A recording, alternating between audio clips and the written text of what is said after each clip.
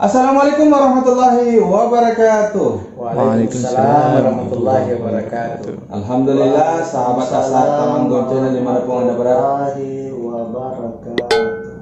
Anda sehat? Para positif. Enggak, Anda sehat? Baik, sahabat Asar Taman Goncana dimanapun Anda berada, bertemu lagi bersama kami bertiga dan tentunya saya berdua, ikon dari ikon ambasador dari acara kami di konten kami di Asar Tamanggon Channel. Dimana lagi kalau bukan di acara Obrolan santai seputar agama. Ini ikon kontennya, tapi kalau konten musyawarahnya tetap beliau Ustadz ATM.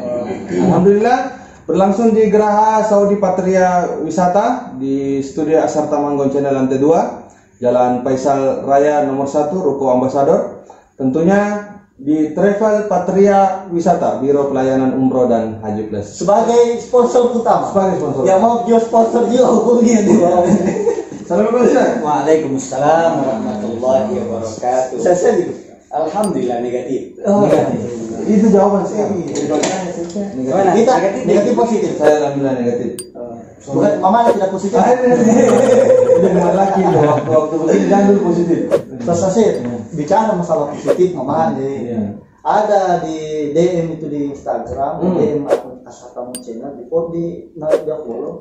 Dia bilang begini, Ustaz, bagaimana tata cara mandi junub? Apa itu DM? DM itu Ustaz toko, itu nama toko. Saya kira diabetes Nama penyakit ya. Jadi dia ini Ustaz, dia minta pembahasan tentang bagaimana cara praktiknya mandi junub yang benar. Ya. Dan alhamdulillah kita memang ada konten tentang fikih. Ya. Ini sudah berlangsung ya. Kemarin kita sudah bahas tentang wudu, tayamum. Hari ini Ustaz kita mau bahas masalah mandi. Tapi kan bicara kita di masalah mamanya positif tuh di rumah seperti itu. Nah, kalau setelah itu Ustaz pasti mau mandi junub. Bagaimana cara mandi junub? Ya. Junub itu mandi junub diawali dengan junub. Ya. Apakah itu junub Ustaz? Junub ya. Jadi janabah ya, janabah, mandi janabah. Junub itu keadaan di mana seseorang itu berhadas besar. Berhadas besar. Antara lain dia habis jima itu kan bersama jamaah. Jima suami istri. Kemudian habis haid dan habis nifas, habis melahirkan. Termasuk juga dia mandi wajib, mandi janabah kalau orang baru masuk Islam. Pasti tidak pernah mandi wajib sebelumnya. Mimpi basah seperti Kemudian habis mimpi basah, baik laki-laki maupun perempuan. Meskipun yang kebanyakan mimpi itu adalah laki-laki. Kalau perempuan itu kebanyakan dimimpikan. Mana itu? Nampak lagi ya bu, mimpi. Nanti kita lanjutkan pembahasan. Mandi itu sendiri ada 3 jenis. Ada mandi wajib, termasuk mandi janabah itu. Ada mandi sunat dan ada mandi mutlak, mandi biasa. Mandi tanpa ada niat, dia mandi pahala tidak masalah. Mandi sunat itu mandi yang diniatkan sunat karena ada sebab yang akan dilakukan. Seperti apa itu? Seperti mau pergi sholat Jumat itu mandi sunat hari Jumat. Kemudian mau pergi hari raya, mandi sunat hari raya Idul Adha. Kemudian mau pergi umroh atau haji, namanya mandi sunat safar. Kemudian mau pergi perang, mandi sunat. Tapi kalau mau pergi busur tidak usah. Tidak usah. Ada mau mandi mandi mau pergi kerja buru-buru. Itu mandi dong. Sebentar sekali ya sih, Bapak ini 3 kali. Mandi buru-buru. Jadi kemudian ada mandi mutlak itu, mandi termasuk mandi tedung itu tadi. Nah, ya kita fokus mandi janabah. Mandi itu tujuannya adalah membersihkan kita dari hadas besar. Hadas besar karena junub. Ya, misalnya habis hubungan suami istri.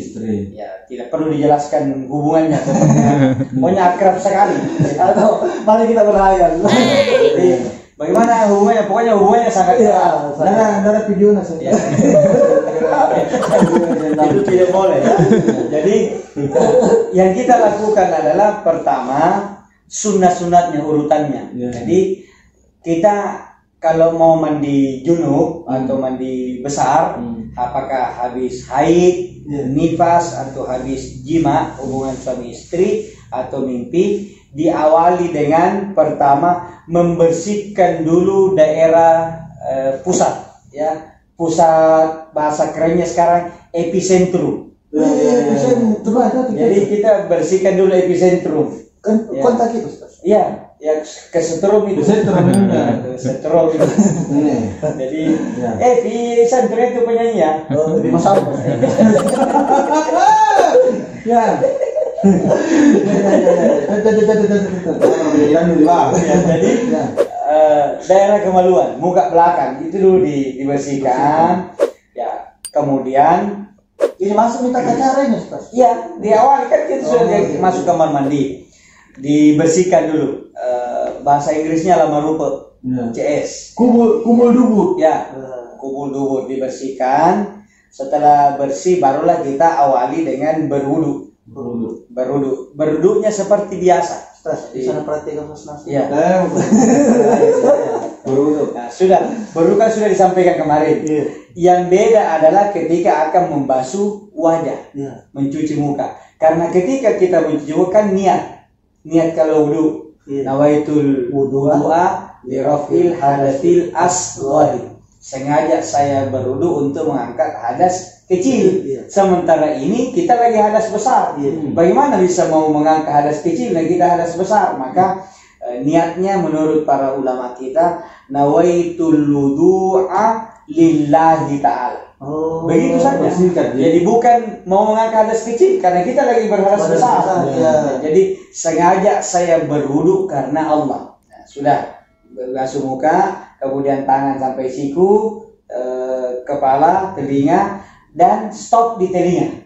Tidak membasuh kaki, tidak mencuci kaki. Jadi telinga sudah itu baru kita mandi. Niat. Itu niat diucapkan bersamaan dengan dimulainya perbuatan atau sesaat sebelum dimulai. Jadi bukan dari luar saya sengaja mau mandi junub, tidak. Begitu ambil timba, kira-kira menyentuh kepala air, bukan timba, kalau timbanya menyentuh benjol. Jadi disiram air menyentuh kepala, bunyi niat. Apalagi bunyi timba, apalagi banyak tertong ya. Dia tahu kan ya, metong. Jadi metong itu niat. Saya niat mandi janabah untuk mengangkat hadas besar karena Allah. Atau nawaitul, kalau bahasa Arabnya nawaitul ghusla, nawaitul hadatsil akbari fardhon lillahi ta'ala atau lillahi ta'ala. Lalu disiram kepala, kemudian mendahulukan yang kanan 3 kali sampai kaki. Sudah itu yang kiri 3 kali sampai kaki. Sudah itu pakai sabun atau alat pembersih, yang kanan didahulukan, kemudian yang kiri selama mandi. Karena ingat ada wudhu setengah tadi, maka jangan menyentuh kemaluan dengan telapak tangan, karena menyentuh kemaluan dengan telapak tangan membatalkan wudhu. Kalau Nabi coli jangan telapak tangan. Kalau gatal sekali punggung tangan, ya. Terus suruh orang garukkan. Kabar dua Jadi jangan menyentuh, jangan kencing. Kerjaan itu bakar di rumah. begitu. Bisa kan mandi. Sudah baru stay tadi sampai di telinga, baru kencing. Jadi otomatis dia cebok. Kalau cebok kan pasti menyentuh lagi. Tapi tidak usah diulang mandinya. Tapi nanti sebentar diulang wudunya. Wudunya diulang. Jadi kita mandi sempurna, usahakan tidak menyentuh kemaluan, dubur kubul. Kemudian selesai mandi semua. Syaratnya mandi janabah adalah seluruh badan basah, termasuk rambut. Itulah sebabnya kita keramas. Atau pakai sampo supaya yakin bahwa ini kena. Kalau hanya disiram saja bisa jadi ada yang tidak kena. Apalagi orang yang rambutnya tebal. Ya, tebal itu tidak kena kalau kebas. Oh, kebal ya. Kebas. Ya, jadi ditebas maksudnya. Ya, jadi sesudah itu selesai mandi, ingat masih ada tadi wudhu yang tersisa. Maka langsung kita mencuci, membasuh kaki kanan sempurna dan kaki kiri sempurna. Kalau begitu caranya, maka dia boleh langsung sholat, tidak perlu wudhu lagi. Nyambung. Ya, dan inilah cara yang paling sempurna.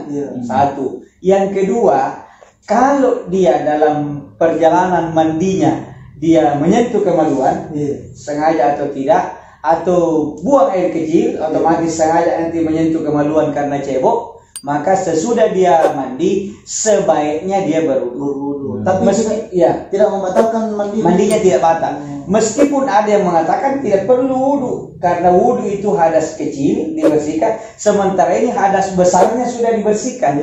Ada yang memahami, tapi lebih hati-hatinya kalau merasa kita kencing dalam mandinya dan cebok atau merasa menyentuh kemaluan, hati-hatinya wudu saja.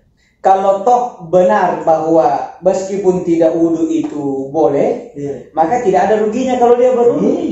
Tidak ada ruginya. Tapi kalau ternyata salah, maka rugilah. Jadi lebih bagus berwudu kembali. Sama juga kalau tayamum. Ada yang bilang tayamum itu cukup kalau sudah wajah, cukup tangan sampai pergelangan.